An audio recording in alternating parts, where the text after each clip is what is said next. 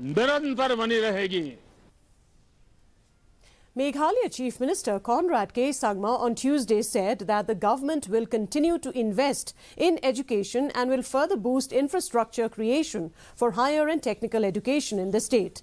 Speaking at the inaugural function of Sora Government College in the presence of Education Minister Rakam Sangma and Health Minister Dr. Maisel Ampreen Lingdo, the Chief Minister asserted that higher and technical education will get a major boost as centres for higher learning in science, engineering and architecture are being set up in the state.